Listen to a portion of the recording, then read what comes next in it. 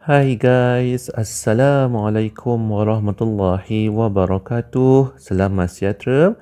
Kembali lagi ke channel Cikgu Fazli Handsome. So hari ini kita akan masuk kepada bahagian yang kedua, tingkatan 4, bab yang ke-7, graf serakan. Hari ini kita akan belajar bahagian B, iaitu bahagian B, graf laju melawan masa. Okey, yang pertama kita kena tahu apa yang kita faham mengenai graf laju melawan masa. Okey, yang pertama kita tengok pada gambar di bawah ini. Okey, yang pertama untuk paksi mencancang ni, okey, dia mewakili laju, dan untuk paksi mengufuk yang ini dia akan mewakili masa. Okey, kemudian untuk kecerunan graf, okey, bermaksud kadar perubahan laju terhadap masa. Okay, dalam arti kata lain, bagi graf laju melawan masa, kecerunan graf bermaksud pecutan. Okay, rumusnya masih sama, iaitu kalau kecerunan, kecerunan yang ni, dia punya rumus ialah Y dibagikan dengan nilai X. Alright, itu yang pertama.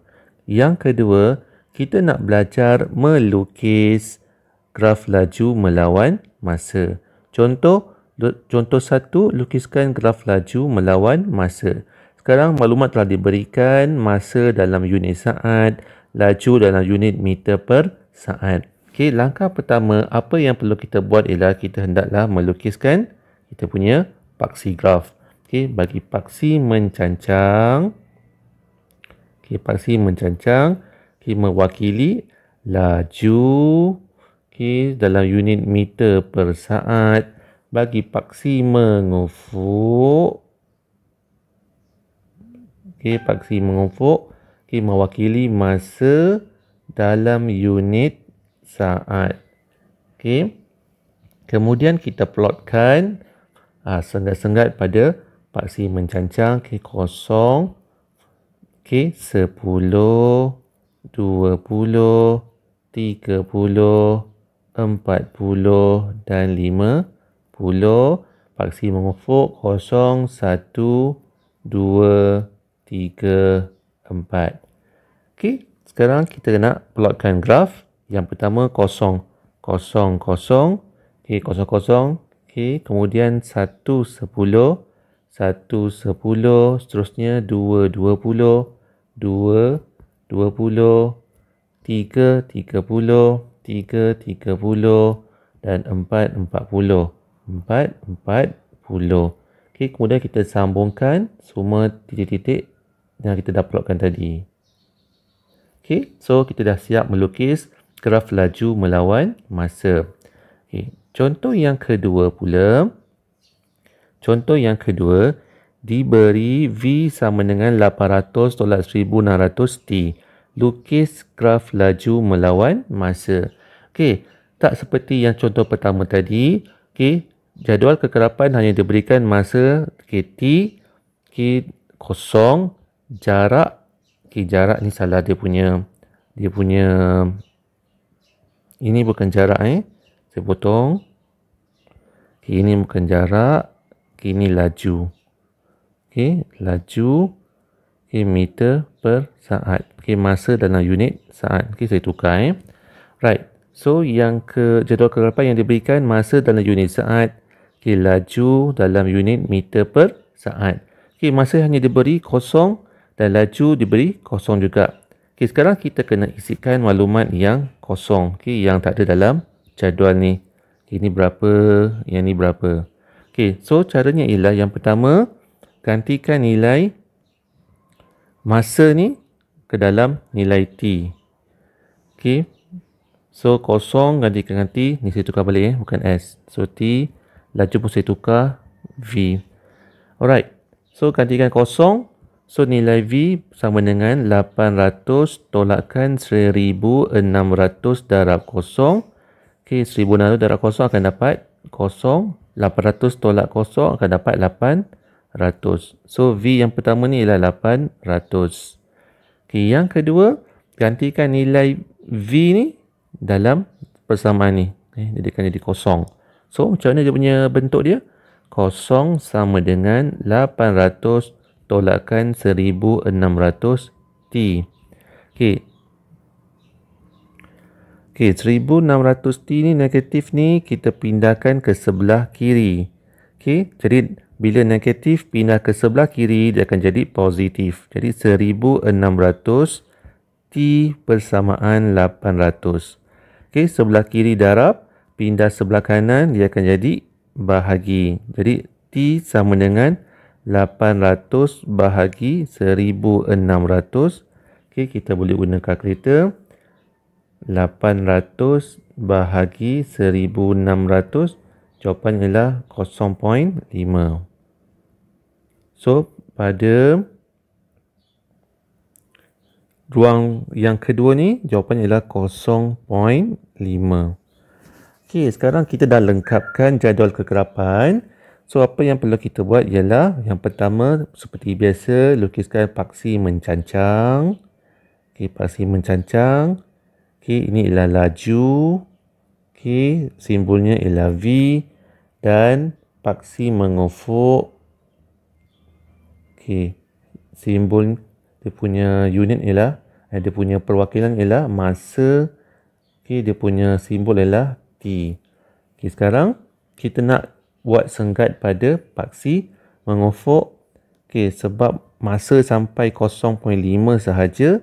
Jadi setiap senggat ni kita akan buat 0.1, 0.1, 0.2, 0.3, 0.4, 0.5. Okey, manakala untuk paksi mencancang pula, sebab nilai tertinggi ialah 200, nak pakai sifir 100 tak muat, kita pakai terus sifir 200. 200, 400, 600, 800. Okey. So, bila kita dah siap buat senggat pada paksi mencancang dan paksi mengufuk, sekarang kita nak buat plot titik. Okey, yang pertama, 0, 800. So, 0, 800, terus pangkahkan. Yang kedua, 0.5, 0. 0.5, 0. Okey. Jadi, terus sambungkan.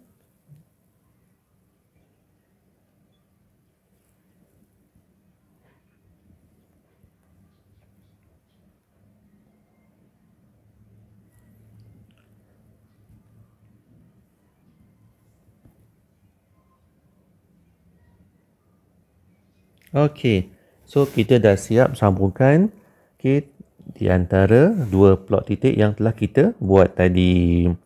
Alright, so kita dah selesai untuk melukiskan graf laju melawan masa. Okey, seterusnya kita akan melihat nombor yang ketiga, iaitu kaitan di antara luas di bawah graf laju lawan masa dengan jarak yang dilalui. Okey, apa hubungan di antara graf laju melawan masa dengan jarak? Dengan jarak. Hubungannya ialah jarak persamaan luas di bawah graf. Apa maksud luas di bawah graf ni? Luas di bawah graf ni bermaksud bentuk-bentuk graf yang terbentuk pada graf tersebut, sama ada bentuk segi empat pun boleh, bentuk segitiga pun boleh, ataupun bentuk trapezium. Ini antara bentuk-bentuk graf yang ada dalam graf laju melawan masa. Okey, untuk bentuk graf yang pertama ni, kita tengok pada laju senggatnya A, pada masa senggatnya B. Jadi dia akan membentuk graf segi empat. So, bila bentuk graf segi empat, luas segi empat ialah panjang darab lebar. Bermaksud luasnya ialah panjang darab lebar A darabkan dengan B. Okey.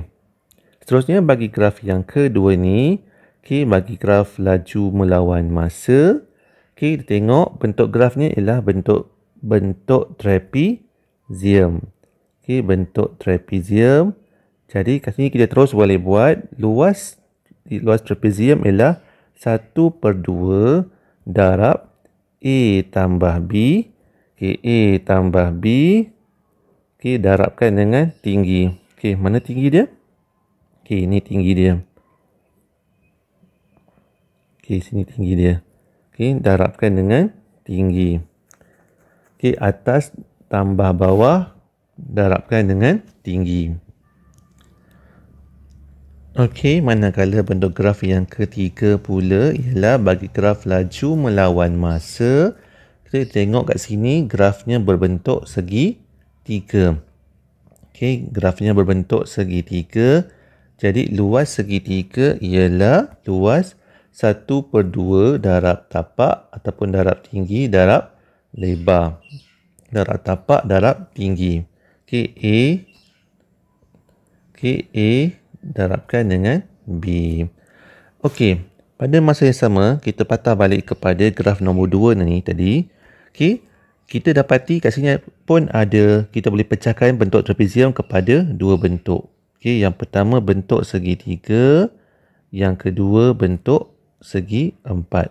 So, kat sini pun kita boleh tukar dia punya luas. Okey, luas segitiga tambahkan dengan luas segi empat. Bermaksud 1/2 darab tapak darab tinggi tambah panjang darab lebar. Okey, terpulang kepada kita tengok mana yang paling mudah kita nak buat. Okey, so kita dah belajar luas di bawah graf secara teori. Jadi sekarang kita akan buat contoh. Okey, contoh yang pertama, hitung jumlah jarak. Hitung jumlah jarak dalam meter. Okey, jumlah jarak ni soalannya hanya ada pada graf laju melawan masa sahaja. Okey, kat sini bila kita kata jumlah jarak bermaksud daripada mula sampai habis bentuk-bentuk ni. 1, 2, 3, 4. Okey, saya suka pecahkan mengikut bentuk dia. Okey, graf yang pertama berbentuk segitiga. Okey, segitiga, luas segitiga ialah panjang darab lebar. Okey, panjang darab lebar. Panjang darab lebar pula 1/2 darab tapak. Tapaknya berapa sini? 3. Okey, darab tinggi. Tingginya berapa sini? Sampai sini? 10. Jadi 1/2 darab 3 darab 10. Okey, kita boleh guna kalkulator untuk yang tak mahir. 1/2 darab 3 darab 10. Jawapannya ialah 15. Okey, itu yang pertama. Okey, bentuk yang kedua ialah bentuk segi empat. So, luasnya ialah panjang. Okey, panjang darab lebar. Okey, panjangnya berapa sini? Tadi ada 10. Okey, 10 darabkan lebarnya berapa? Okey, lebar sini ialah 6 ditolakkan dengan 3. Jadi 6 tolak 3 jawapannya ialah 3. So 10 darab 3. Okey, kita guna kalkulator. 10 darab 3 jawapannya ialah 30. Okey. Bentuk yang ketiga pula ialah trapezium. Okey, setinggi-tinggi alam ni ialah bentuk trapezium. Okey. So apa luas trapezium? Okey, setinggi-tinggi alam ni bentuk trapezium. Okey, luas trapezium 1/2 darab atas tambah bawah. Mana atas, mana bawah? Okey, so atas yang ni. Okey, yang saya highlightkan warna kuning ni. Ni atas tambah bawah ni. Okey, so berapa atasnya sini tadi? Atasnya ialah 10. 10 tambahkan berapa yang tapak yang kedua? Okey, 20. Tambahkan 20. Darabkan. Okey, tingginya berapa? Tingginya yang saya highlightkan warna oranye ni. Ni. Okey, nampak beza color. So 5 pula 9 tolakkan dengan 6. Okey, 9 tolak 6 ialah 3. So darabkan dengan tingginya berapa? 3. Okey, kita guna kalkulator. 1/2 okey kurungan 10 tambah 20 tutup kurungan darab 3. Okey, tekan sama dengan jawapannya ialah 45. So, sini tulis 45. Okey, bentuk yang keempat. Okey, yang terakhir ni ialah bentuk segi 3. Okey, segi 3. Okey, bentuk yang keempat ialah bentuk segi 3. Luasnya 1/2 darab tapak. Berapa tapak dia ni? 12 tolakkan dengan 9 ialah 3. Okey, 3. Tingginya berapa? Paling tinggi setinggi-tinggi alamnya. Berapa? 20. So, darabkan dengan 20. Okey, seperti biasa, tekan kalkulator. 1/2 darabkan dengan 3 darabkan dengan 20. Jawapannya ialah 30. Okey, lepas tu apa nak kena buat? Okey, akhirnya jawapan yang akhir sekali ialah berapa jumlah jarak? Jumlah jarak bersamaan tambahkan semua jawapan yang kita dah dapat tadi. Okey, 15 tambahkan 30 tambahkan 45 tambahkan 30. Jawapannya guna kalkulator. 15 tambah 30 tambah 45 tambah 30. Jawapannya ialah 120. 120 kilometer. Ialah betul lah, kilometer. Okey, 120 kilometer. Okey, so kita dah siap untuk menjawab soalan A. Okey, kemudian untuk soalan B pula. Cari laju purata. Apa ni? Kita potong pula. Cari laju purata dalam 12 saat. Okey, laju purata ialah, okey, apa dia punya rumus? Laju purata.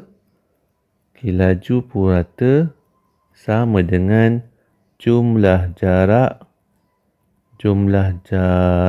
bahagi jumlah masa. Okey, so berapa jumlah jarak tadi dia dapat? Kita dapat di 120. So, 120 bahagi berapa masa paling maksimum dalam graf? Ialah 12. Jadi, 120 bagikan dengan 12. Guna kalkulator. 120 bagikan dengan 12. Jawapannya ialah 10 kilometer per jam. Okey, so kita dah siap mempelajari. Yang pertama tadi memahami graf laju melawan masa. Yang kedua kita dah mempelajari membina graf laju melawan masa. Dan yang ketiga kita dah mempelajari kaitan di antara luas di bawah graf laju masa dengan jarak yang dilalui.